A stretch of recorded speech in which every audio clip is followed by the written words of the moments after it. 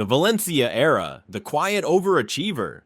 Unai Emery didn't arrive as a superstar, he arrived like a substitute teacher who immediately takes control of the classroom. At Valencia, he wasn't supposed to dominate Spain, he wasn't supposed to outshine the giants. He was supposed to keep the lights on while Barcelona and Real Madrid fought over the spotlight. And somehow, he made Valencia annoying, in the best way. It looked like disciplined, compact football with sharp transitions. No circus tricks, no luxury. Just a team that always seemed to know where the danger was coming from. The idea was simple: stay organized, win duels, and punish teams the second they lose focus. Valencia weren't richer, they weren't flashier, they were just harder to beat than they had any right to be. Emery turned them into Champions League regulars, even while the club was dealing with chaos off the pitch. And that's the first sign of the Emery DNA. When things are messy, he doesn't collapse. He builds structure like a panic room. The dark side, it wasn't glamorous. It didn't scream future legend. It screamed efficient. But efficient in Spain is basically illegal. And once people realized this guy could overachieve without excuses, bigger clubs started watching. Because the quiet ones are always the most dangerous.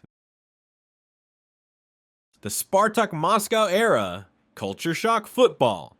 Then Emery went to Russia and immediately discovered football can be cold in more ways than one. Spartak Moscow was supposed to be his international upgrade, a big name, a new challenge, a new chapter. Instead, it became a tactical horror movie where the monster is communication. It looked like a coach trying to install structure in a league that doesn't care about your PowerPoint, a squad that didn't fully buy in, a football culture that didn't wait patiently for the process. The idea was simple: bring order, bring discipline, bring Emery ball. But football isn't a spreadsheet, and in Moscow, the numbers didn't add up. It didn't work, it ended fast, and it was painful. The dark side of Emery is that he needs buy-in. He needs players to believe in the plan, because the plan is detailed, demanding, and ruthless. If the dressing room doesn't follow it, the whole machine jams. Spartak wasn't the end. It was the warning sign. Emery doesn't just need talent, he needs obedience. And his next job would give him exactly that, plus a fan base ready to worship him for it. The Sevilla era. Mr. Europa League. This is where Emery stopped being a coach and became a myth. At Sevilla, he didn't build a team, he built a European ritual. It looked like controlled chaos, aggressive pressing in moments, deep defending in others, and transitions that felt like someone hit fast forward. The idea was simple: win the tie, not the match, manage the moments, survive the suffering, and when the opponent blinks, strike. Sevilla under Emery were the kings of ugly confidence. You'd watch them in Europe and think, they're not even that good. And then 90 minutes later, you're staring at the scoreboard like it betrayed you. He won the Europa League, then he won it again, then he won it again.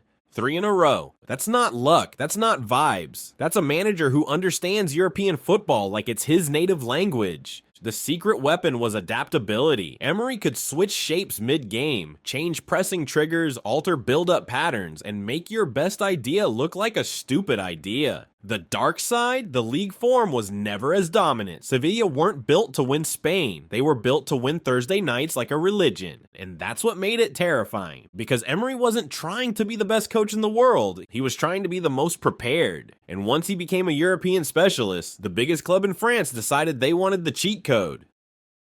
The PSG era, the luxury problem.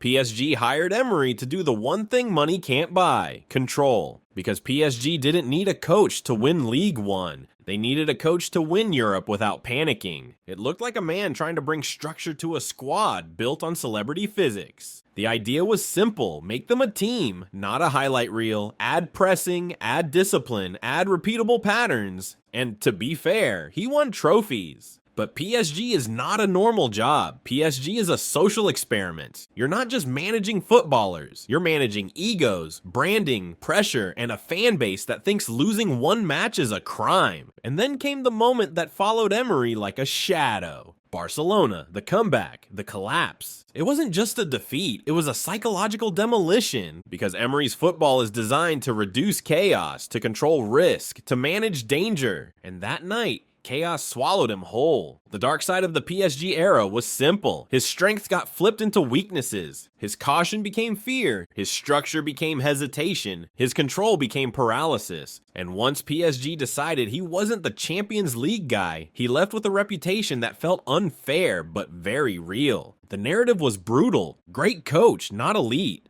And then he went to England to prove everyone wrong in the most painful way possible. The Arsenal era, the translation disaster. Unai Emery replacing Arsene Wenger was like trying to replace the Eiffel Tower with a slightly better apartment block. It wasn't just a new manager, it was a new identity, and at first it looked promising. Arsenal went on long unbeaten runs, players looked energized, the stadium felt alive. The idea was simple: modernize Arsenal, press more, play faster, be flexible. But the Premier League doesn't care about your ideas. It cares about execution at 100 miles per hour. And Arsenal under Emery started to feel like a team caught between two personalities. Sometimes they pressed high and looked sharp. Sometimes they dropped deep and looked terrified. Sometimes they passed around beautifully and then conceded from the first counterattack like it was scripted. The football became chaotic in the wrong way. Not controlled chaos, just chaos. The dark side was communication, not just language, but messaging. Players looked unsure, fans looked confused, the vibes turned toxic. And then came the final blow, losing the Europa League final. The one competition Emery was supposed to own. It felt like the universe trolling him. Arsenal didn't just sack a coach. They rejected the entire idea of what he was trying to build. And for a moment, it looked like Emery was finished at the top level. Like he was destined to be almost great. But that's the thing about Emery. When you think he's done, he becomes dangerous. The Villarreal era, the giant killer. Villarreal wasn't a glamour job. It wasn't a super club. It was a team with limits, which means it was perfect, because Emery with limits is like giving Batman a dark alley.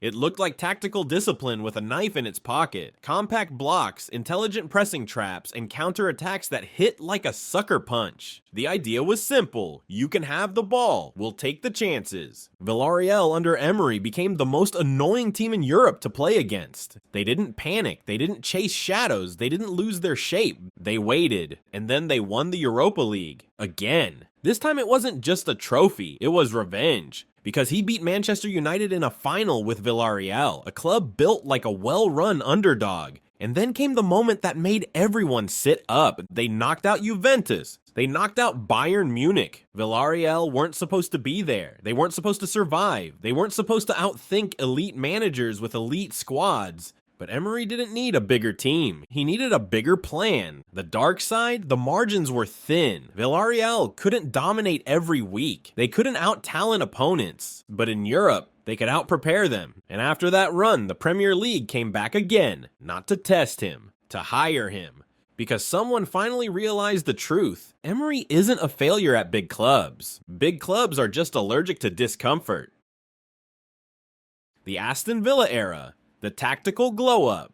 When Emery joined Aston Villa, people treated it like a weird appointment. A coach who won Europe multiple times, going to a mid-table English club. But the moment he arrived, Villa stopped looking like a team and started looking like a system. It looked like immediate structure, clean spacing, clear roles, organized pressing, a team that knew what it was doing without needing a miracle. The idea was simple: make every action intentional. When Villa build up, it's not random. When Villa press, it's not emotional. When Villa attack, it's not hopeful. It's planned. Emery turned players into weapons. Fullbacks became timed runners. Midfielders became traps. Wingers became outlets. The entire team became harder to read. And suddenly, Villa were beating the big teams like it was normal. Not by dominating possession, by dominating decisions. The dark side is that it's demanding. Emery ball requires concentration. It requires discipline. It requires suffering without complaining. But here's the difference now. Villa want that. They're not a super club trying to protect its image. They're a hungry club trying to grow teeth. And that's why Emery looks unstoppable. Because he's finally in the Premier League with a squad that accepts the pain. And once that happens, he becomes a nightmare. The Emery truth: he doesn't do romance. Unai Emery's career looks like a zigzag because people misunderstand him. They think he's a vibes manager. He's not. They think he's a defensive coach. He's not. They think he's inconsistent. He's not. He's consistent in one thing: he builds teams that are hard to kill. Every era has the same heartbeat: structure, adaptability, detail, suffering, and the belief that football's won by the team that survives the longest without blinking. At Valencia, he overachieved quietly. At Sevilla, he became a European demon. At PSG, he learned the cost of luxury pressure. At Arsenal, he got swallowed by chaos. At Villarreal, he came back as a giant killer. At Aston Villa, he evolved into something even scarier: a top manager with underdog hunger. So if you're playing Unai Emery in a knockout tie, don't expect beauty. Expect traps. Expect patience. Expect pain. Because in Emery's world, football isn't about looking good. It's about making you suffer until you break.